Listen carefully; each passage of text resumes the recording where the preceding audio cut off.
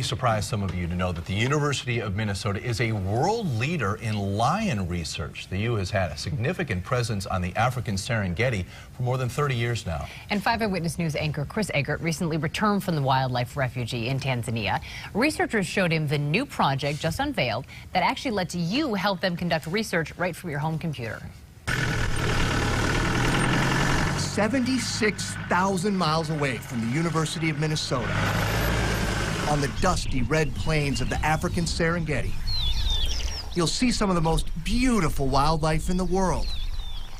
And lions, not behind the glass walls of a zoo, but freely roaming wherever they like.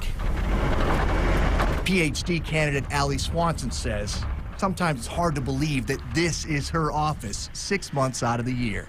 You regularly see elephants, baboons, hyenas. Yep. Right here. Yeah, it's hard to complain, you know, when we've got the scenery and the wildlife that come walking past the veranda on any given morning or evening. And so, yeah, it's hard to complain. That veranda she speaks of is at the University of Minnesota's Lion House. Part rustic home, part research lab. The house is what we call a bit primitive. We don't have much in the way of running water.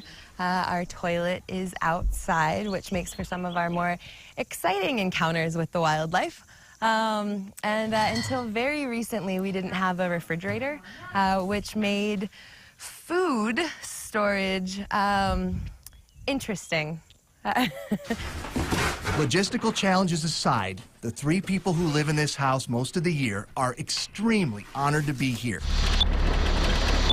Daniel Rosengren spends days at a time using a Land Rover and radio collars to monitor about 380 lions in 30 different prides.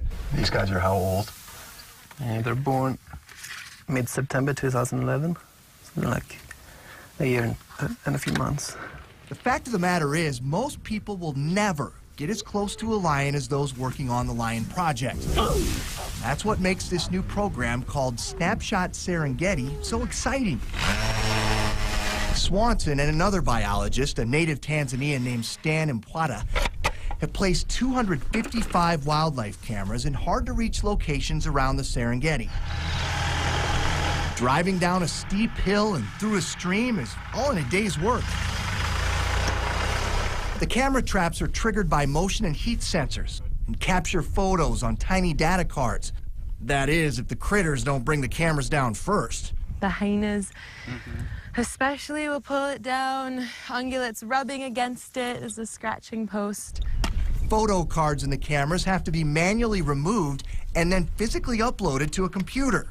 Does look a bit foggy, but I think it's okay. But with only a few people to go over hundreds and thousands of pictures, they decided to ask the public for help.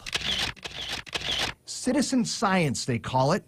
A way for the public to look at the pictures captured by the camera traps and help determine which pictures are worth studying further. We've never before been able to bring people into our research in such a tangible way. The Snapshot Serengeti website has been wildly popular so far. It launched in mid-December and had 18,000 people log on in just the first few days. Within 3 or 4 days, all of the images we'd collected in 2 years had been looked at. Swanson says they'll use this data gathered to help answer any number of questions. So through space and time, how does variation in the landscape drive the diversity and the stability of the Serengeti? The amount of data that these cameras are producing is just mind-blowing. And if that's too deep for you, here's a more playful explanation of what makes the Snapshot Serengeti project so unique. To me, this is cool because it's so hard to access otherwise. And it's fun. It is fun. You had quite an adventure. Yeah. You got right up next to those lions. You were telling a story about how they try to make it safe for you to be that close to the lions. Well, first of all, we got about within 5 feet of them, and I'm like rolling up my right? freaking out again a little bit. But they're so used to the researchers being around, so they really don't. They interact pretty well with humans. But Daniel, one of the researchers, told me that a hint to do when you come up towards them and you're looking at them about as far away as you are, Bill, you kind of look at them and you make eye contact with them, and then you blink. So you're doing a lot of blinking. Wow. You blink. You blink very slowly, and then they break their eye contact with you, and you can just feel the ease, and the cats don't mind having you around. So. And they kind of played there, but it's great to see the University of Minnesota right there in Africa. And what a spectacular adventure. It was really cool. All right. It was awesome. And if you go to our website, we're going to have some more information for people there. We set up a slideshow of some of the wildlife and a fun little ditty about the challenges that people living at the University of Minnesota's Lion House encounter when they're trying to use the restroom. I can only imagine. Chris, thank you. Thanks, Chris. Okay. Pope